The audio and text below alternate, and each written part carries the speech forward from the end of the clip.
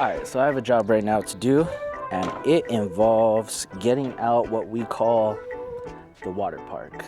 So I'm gonna pull it out of the shed, I'm gonna lay it out backyard, then I'm gonna inflate it, make sure everything's good, and prepare for tomorrow, because tomorrow we're gonna barbecue, got some guests coming over. Yeah, let's go.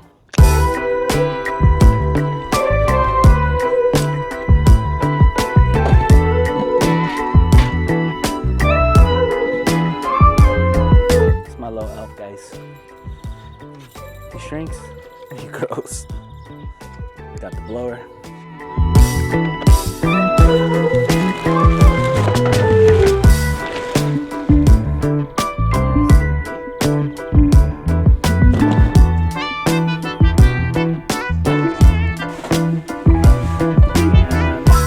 And here's the water park.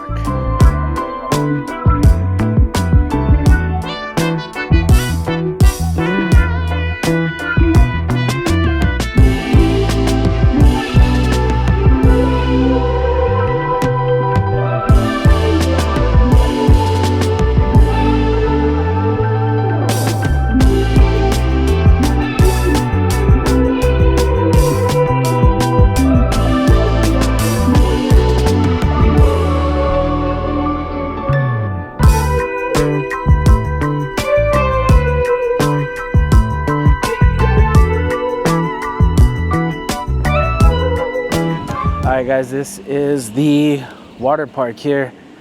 Baby's already in there testing it out, making sure everything is alright with it. But yeah, I set up the blower right there. The water hose will connect right there to the inlet, and then basically water comes dripping out of that bucket. That little bucket tips over into the slide, and then water comes out of the two cannons here.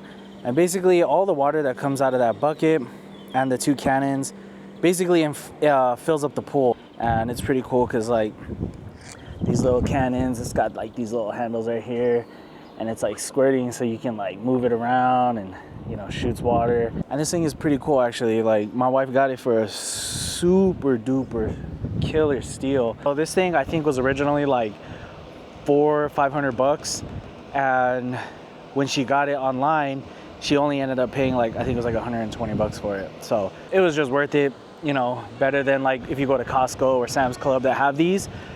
Even though the designs might be better or whatever, but come on, you guys, you're saving so much money on basically the same thing. And the cool thing about it is like, it's got this side of the pool, and it's got this side of the pool, and it's got like a little tunnel that you can pass underneath the slide. And then that's how you climb up the slide, and then you just go down. It's a two-person slide, so it's pretty dope, guys. I mean, we got to use it all last summer, so this is gonna be officially our second summer with it. And today was 91 degrees, so it was pretty hot. I am pulling it out kind of late because we did run a lot of errands and we had a lot of things to do, so I wasn't able to get it out when my son got out of school, and so the kids weren't able to go on it just yet. But tomorrow, like I said, we got a barbecue, we got some family and guests coming over, so we're just gonna basically do this for the kids, and then we're gonna barbecue because tomorrow's supposed to be, I think, like 92, 93, basically like kind of like today, where it's, you know, still hot, but even though it is 90, it doesn't feel like ridiculously hot. The kids have been waiting a long time for this. They were even asking last week when it was a little bit warmer. They were like, oh, can we pull out the water park? And I was like, nope, I told you guys the deal. It has to be over 90 degrees for me to bring out the water park, because the water from the house is actually really, really cold. And I told them I wanted it to be over 90 because if it's like in the 80s or whatever and you touch that water, you're gonna be like, nah, it ain't that hot. So it's better to just be, you know, in the 90s, 100 degrees, and then being able to play with the water. But for the most part, I know the kids are super excited, and, you know, I like to jump in there too, so good times.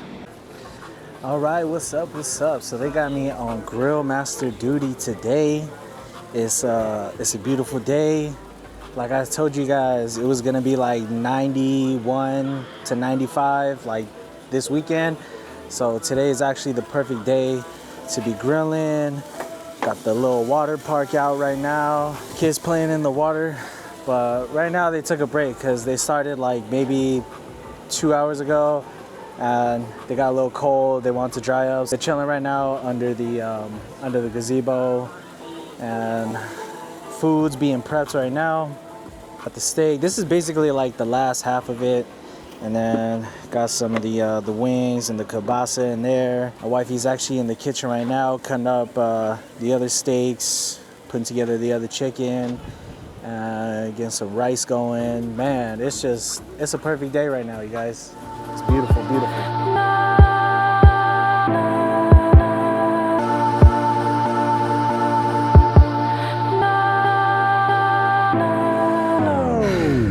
Saying I'm done playing. Last time was on an outro. Stuck in the house, need to get out more. I've been stacking up like I'm fundraising.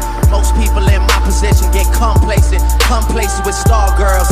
End up on the front pages. I'm quiet with it, I just ride with it. Moment I stop having fun with it, I'll be done with it. I'm the only one that's putting shots up, and like a potluck, you need to come with it. Don't run from it.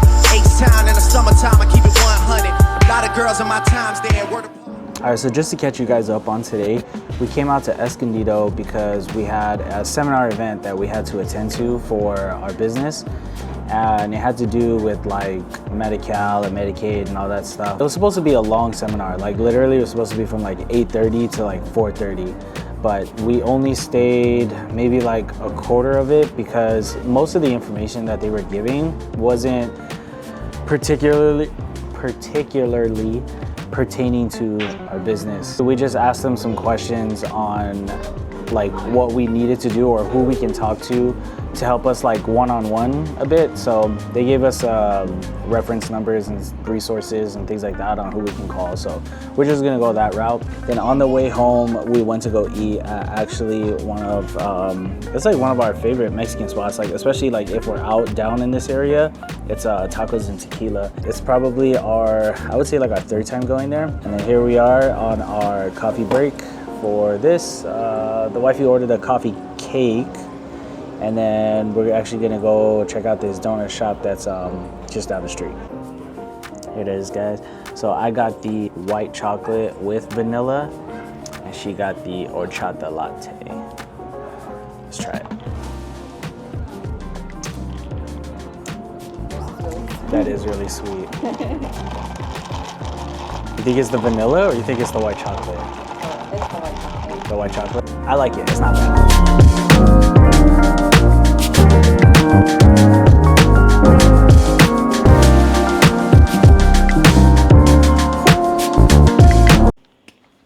Alright guys, so this is what I've been doing lately. So I've been taking my Ulanzi multi clamp here, and then I've been attaching it to my DJI selfie stick here, which is the extendable one.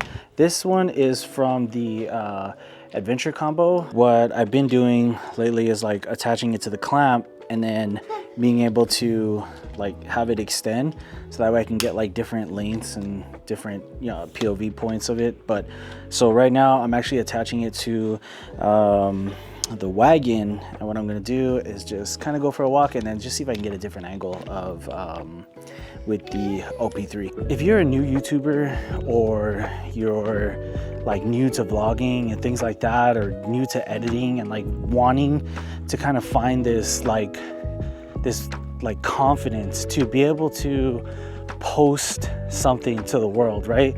Because trust me, like I'm still within my first year of actually posting consistently, and for most of you that have been watching me like since the beginning, you guys can kind of see how like the effect of confidence and the effect of motivation and consistency is starting to just kind of settle in, like reaching a new chapter to this like content creation, right? Because I'm starting to feel more comfortable in front of the camera. I know sometimes I can stumble across my words. I know I am not the best like motivational speaker. I'm not the best like talker and stuff like that, but I'm starting to see myself actually grow positively, make changes positively, and be more excited about the changes that are actually happening when it comes to like vlogging and stuff. Being a new YouTuber and being a new content creator, the best part about it is that you can make mistakes and find your identity in your niche or whatever content you're trying to create, and it's okay. Whether it's mistakes on color grading, whether it's mistakes on how you talk, whether it's mistakes on how you edit or whatever, it's okay. You can make different types of video as a small content creator or as a small YouTuber who has like a very small list of subscribers, because at the end of the day, you don't have a big enough following to where it actually matters, because you're still trying to discover yourself. You're still trying to discover your voice. You're still trying to discover like what you're good at and how to deliver that message. And don't get too overwhelmed when it comes to editing and color grading and stuff, because all these big content creators, all these big YouTubers and stuff like that, they all pay somebody to do their editing. And if I ever got to that level, yeah, sure, I might end up doing that too, because you're paying it's like being a business owner, right?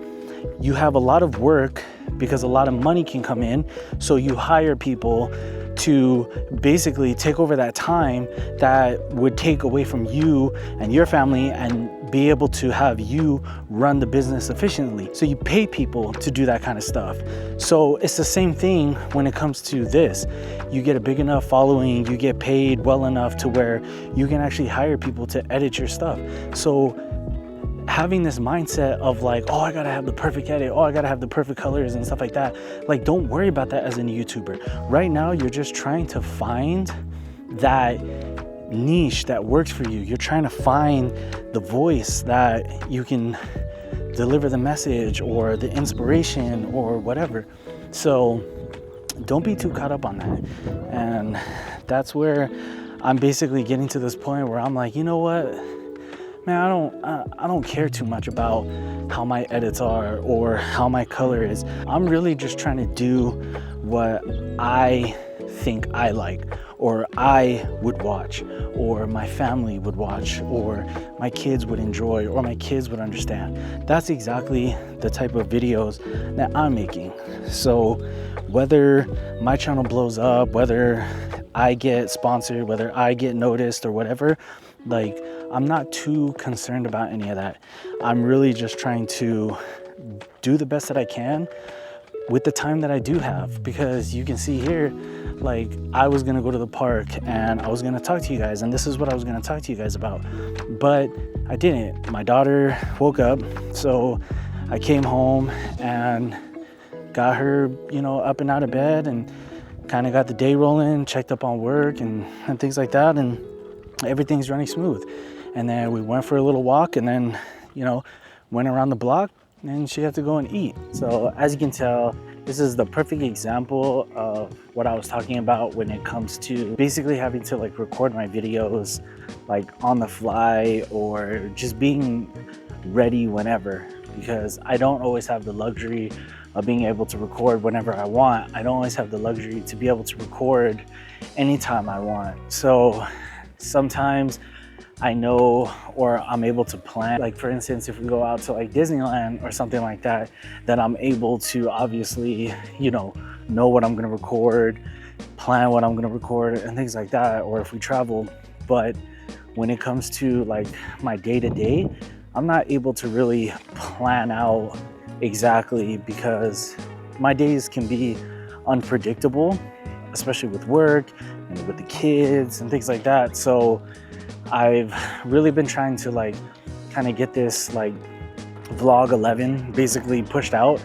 So I've been kind of cramming in like this week's worth of content, and just kind of be able to give you guys something, be able to stay consistent, because I went the 3 weeks or 3.5 weeks between the Canada vlog and you know, the one that I just released last week, about Dehancer and DaVinci Resolve. Now that I'm pretty much like a month in with using DaVinci and Dehancer, I feel like I'm getting like all my shortcut keys down. I feel like I'm getting like my workflow moving, and I'm super happy about it. And now it's more of just like figuring out what more I can do, what more effects, what more edits I can do. And it's pretty exciting just knowing that there's limitless possibilities of what DaVinci and Dehancer can allow me to do. So yeah, I'm super ecstatic with that. So now that I actually have the two little ones with me, I'm actually finishing my vlog.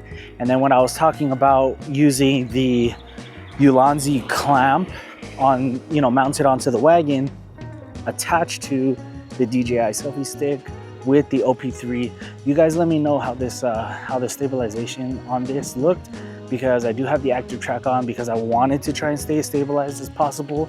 But you guys let me know. I'm gonna actually finish this walk and end the vlog here. If you guys want to check out my sponsored video with Dehancer, you can go ahead and click on this video right here. If you guys want to check out the Canada vlog, you can go ahead and click on this video here, and I'll see you guys on the next one. Peace.